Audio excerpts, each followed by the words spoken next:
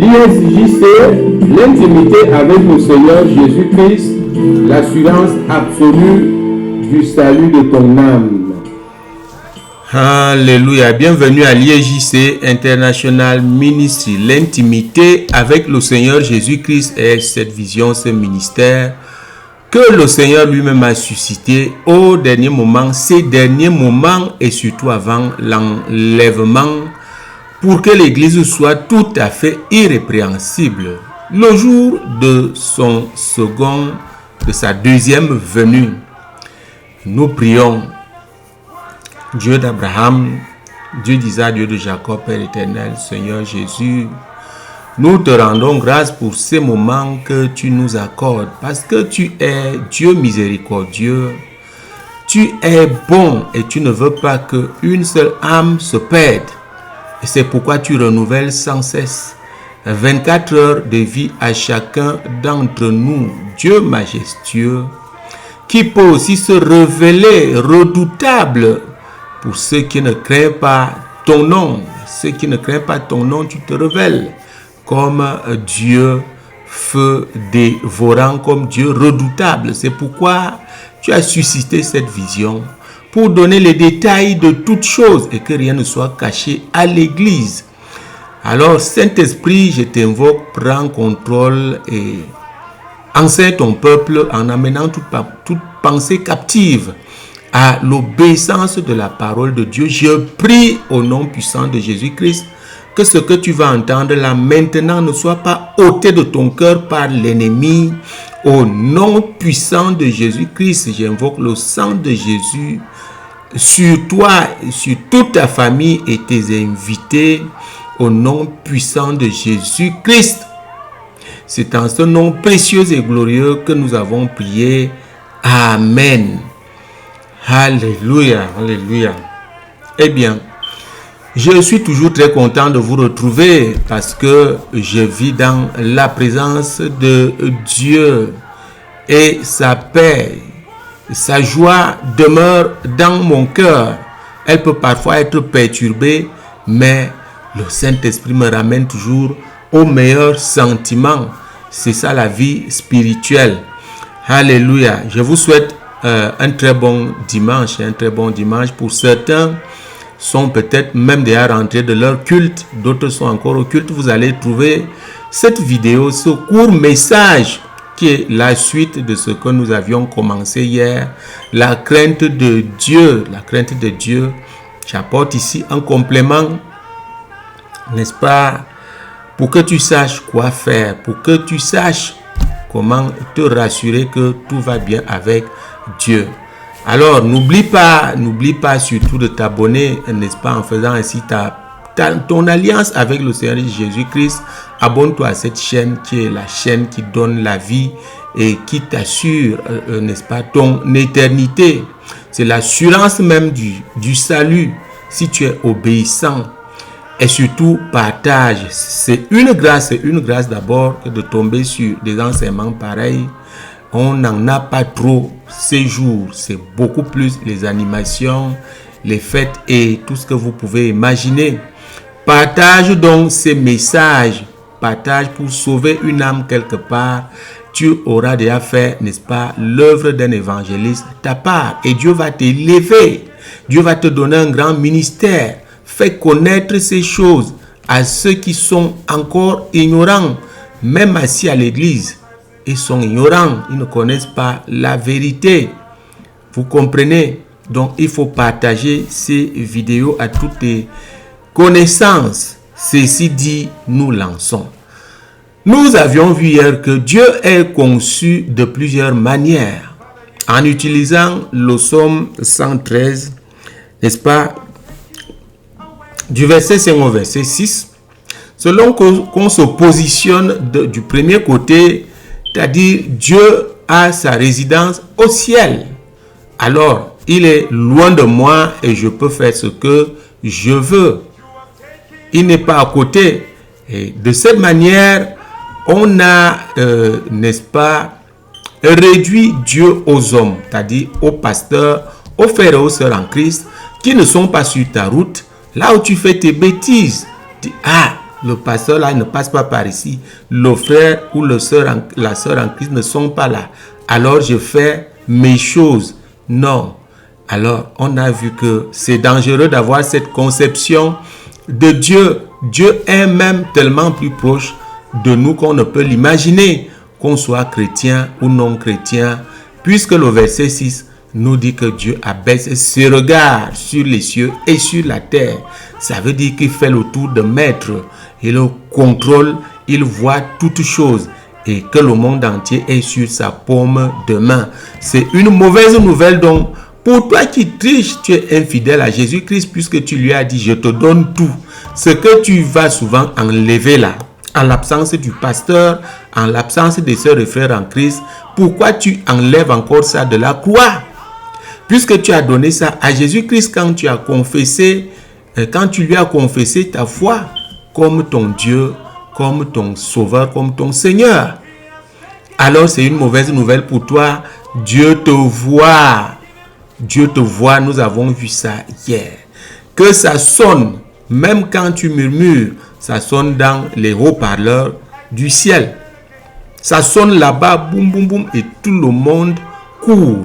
On se rassemble auprès de Dieu, on commence à voir, mais c'est qui? On identifie le frère, on identifie la sœur, qui ne cesse de manifester son mauvais caractère à l'église. Donc voilà, ceci dit, le Saint-Esprit ne peut pas vous laisser sans un plan. Un plan, le plan où tu vas désormais craindre Dieu, faire attention. J'ai donné des exemples hier. Partout où tu te trouves, l'œil de Dieu est sur toi. Mon frère, ma soeur, ne va pas faire une forfaiture quelque part et tu crois que personne ne te voit. Vous savez, quand quelqu'un a commis un crime dans la forêt, le sang de la victime sonne dans sa tête. Ça sonne dans sa conscience. Vous voyez, c'est la conscience. C'est le moniteur de Dieu, notre conscience. Donc faisons attention avec cela. Essaie de faire un effort. Vis comme si, n'est-ce pas, Jésus-Christ arrive tout de suite. Prie donc, prie, toi qui es un enfant de Dieu, je ne serai pas long. Prie chaque jour que Dieu te donne un esprit d'enlèvement. Ce n'est que Dieu qui donne ça. L'esprit d'enlèvement ici consiste à se comporter comme si Jésus-Christ arrive bientôt. Alors, on a les pensées et les regards tournés vers le ciel, scrutant le ciel pour voir s'il arrive déjà. Et même seulement cette pensée qu'il peut arriver à tout moment, ça nous amène à bien nous comporter, à nous comporter selon la parole de Dieu. Vous comprenez? Donc, je vais vous donner une prière qui se trouve dans les psaumes. Parce que parfois, on peut se poser les questions. Est-ce que ma relation avec Dieu est en norme? Il faut toujours se poser cette question. C'est pourquoi il est recommandé de prier matin et soir. Je dis bien pour un chrétien ordinaire, moi je prie en tout temps, je suis en prière. C'est ça la vie de l'esprit. Mais toi qui n'as pas encore appris, l'IEJC doit t'apprendre. Il faut seulement nous contacter. Comment on mène une vie spirituelle? Comment on devient chrétien spirituel? Alors, le peu que tu puisses faire, c'est que, avant de te coucher, prie, répands-toi. Fais un examen de ta journée. Tu as été où? Tes yeux se sont posés sur des choses souillées. Peut-être tu as gaffé quelque part. Il faut toujours faire cet examen afin que tu sois sûr en te couchant. Parce que, attention, le sommeil est une mort. Le sommeil que vous voyez là, c'est une mort. Tu peux partir et ne plus revenir. Et si cela te trouve, parce que personne ne connaît le jour de son départ, alors tu pars où? Il faudra te poser la question. Accepte donc d'abord le Seigneur Jésus-Christ, deviens un enfant de Dieu pour que les menteurs, on les appelle attendez, je vais trouver un bon terme. Les gens qui disent là que la paix, que la terre de nos ancêtres te soit légère. Quelle terre? Quelle légèreté. Tu n'as pas accepté Jésus-Christ dans ta vie. Ta destination, c'est l'enfer.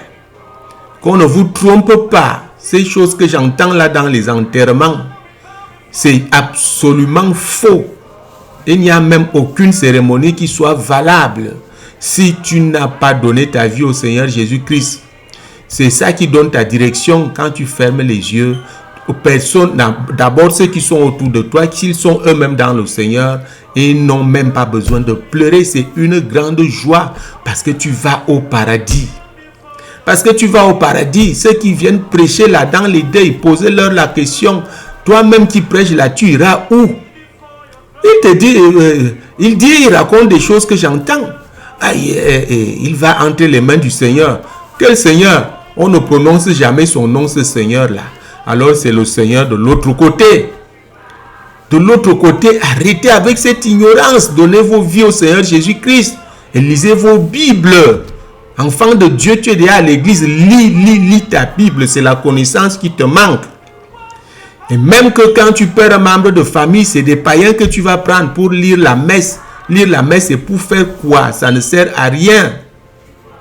Donnez vos vies au Seigneur Jésus-Christ et menez la vie biblique. Tout est là. Voici cette Bible est là. Tout simplement, mets-la en pratique. Nous sommes là pour aider. Nous sommes là pour préparer tout le monde à cet enlèvement qui arrive bientôt. Ne bagarre pas avec ceux qui sont élus. Ceux qui seront appelés pour partir. Tu commences à bagarrer, à regretter. Tu dis, mais donc c'était vrai. Parce que tu vas les voir automatiquement réunis quelque part. Et ils seront, n'est-ce pas, partis. Comme les ventouses vont les aspirer. Ils vont aller au ciel avec le Seigneur. Et tu vas courir. Il n'y aura plus moyen. Toi qui es à l'église, fais attention. Marche selon la parole de Dieu. Toi qui n'as pas encore donné ta vie au Seigneur, il faut le faire. Entre dans notre, n'est-ce pas, dans notre chaîne, en cliquant sur en appuyant, n'est-ce pas, ton doigt, ou bien si tu nous écoutes sur un téléviseur ou bien sur l'ordinateur, tu cliques sur le rond bleu qui est notre logo et tu es transporté immédiatement, n'est-ce pas, sur notre chaîne YouTube. Tu peux confesser le Seigneur Jésus-Christ dedans. Les vidéos sont là. Les vidéos sont là pour toutes choses. Alléluia. Donc voilà. Tu veux t'examiner, il faut le faire chaque fois. Pour avoir bonne conscience que tout va bien entre Dieu et toi. 1 Pierre chapitre 3, le verset 16. N'est-ce pas, nous dit ceci. Lisons très rapidement. 1 Pierre chapitre 3, verset 16 nous dit ceci. Ayant une bonne conscience afin que là, même où il vous calomnie, comme si vous étiez des malfaiteurs, ce qui décrit, n'est-ce pas, votre bonne conduite en Christ, soit couvert de honte. Le verset 17, car il vaut mieux souffrir si telle est la volonté de Dieu, en faisant le bien qu'en faisant le mal. Vous comprenez que ceux qui ne craignent pas Dieu et qui sont enfants de Dieu le font même parfois au milieu des païens. Au milieu des païens, n'ayez pas honte. Posez de bons actes, même si on vous critique. Il vaut mieux souffrir pour ce qui est bien. C'est ça qu'on appelle souffrir pour Christ. Alors tu auras toujours une bonne conscience, sachant que ta relation avec Christ, avec Dieu est au bon fixe, est, n'est-ce pas, au bon endroit. Allons lire donc très rapidement cette prière. Vous comprenez? Il faut toujours venir ici pour t'examiner. Dieu peut seulement écouter, écoutez bien, Dieu peut seulement écouter une prière de repentance. Vous comprenez? Tu es un enfant de Dieu, tu fais des bêtises. Dieu te tourne le dos, il ne t'écoute plus. Pour qu'il t'écoute, fais une prière qui va dans ce sens. C'est-à-dire que tu veux te repentir et revenir au bon sentiment. Toi qui n'as pas encore donné ta vie au Seigneur, tout ce que tu dis là, que c'est Dieu qui m'a donné tout ça, j'ai ceci, je connais aussi Dieu, c'est pas la grâce. Et puis tu utilises d'autres moyens qu'on connaît. Un jour tu vas te retrouver quelque part. Non. Pour que Dieu t'écoute encore, tu l'as trahi. Il faut que tu pries selon la repentance. Tu dois te repentir, tu dois t'examiner et il va te remettre en route lui-même. Eh bien, nous lisons ici, dans le psaume 139, n'est-ce pas, à partir du verset 23, on va lire les deux versets. Verset 23 et verset 24. Sonde-moi, ô Dieu, et connais mon cœur, éprouve-moi et connais mes pensées. C'est David qui priait comme ça. David s'examinait, le grand roi David s'examinait toujours. Je vais vous rappeler que ce ministère, cette vision est sous l'onction du grand roi David. C'est des choses que je vais vous expliquer très bientôt dans une émission que le Saint-Esprit est en train de susciter. Je vais annoncer cela officiellement et vous allez connaître un peu plus de l'IEJC. Sonde-moi, ô Dieu, et connais mon cœur. Éprouve-moi et connais mes pensées. Il faut toujours demander ça à Dieu. Et tu vas voir, il va te révéler des choses. Le verset 24. Regarde si je suis sur une mauvaise voie. Regarde si j'ai péché. Il s'agit ici de ta conscience. Dis à ta conscience de te rappeler des choses que tu aurais faites et que tu as oubliées. Et conduis-moi sur la voie de l'éternité. Chaque jour, on travaille pour son âme. Chaque jour, on sauve son âme en s'examinant de cette manière derrière la parole de Dieu. Vous comprenez? Regardez, tout est biblique. Je ne suis pas là pour vendre les prunes ou vendre quoi que ce soit. Non, ou chercher le buzz. Voici la vérité. Le Saint-Esprit est là pour t'aider. Examine-toi chaque fois. Examine-toi et tu ne seras jamais surpris. Tu ne seras jamais surpris. Examine-toi. Eh bien, voilà. Voilà, je vais vous laisser là. Je crois que ceci te suffit. Va toujours dans ce psaume, le psaume 139, du verset 23 au verset 24 pour t'examiner. Et tu auras toujours un signe qu'il y a quelque chose qui ne va pas. Ta conscience va toujours te révéler. Et si ça ne marche pas, examine-toi encore plus. Prie. Il va te montrer des œuvres mortes. N'est-ce pas? Ta conscience est remplie d'œuvres mortes. C'est-à-dire que des devoirs non accomplis, il faut les accomplir. Il faut faire tout ce que Dieu t'a dit de faire. Après, donc, tu reviens. Alors, je vais vous laisser là aujourd'hui. Un très bon dimanche encore. Et un très bon début de semaine. J'imagine que ce n'est pas facile pour tout le monde pour arriver même au boulot. Que le Seigneur vous bénisse. Jésus-Christ est vivant, Dieu n'a pas de fin et les miracles continuent.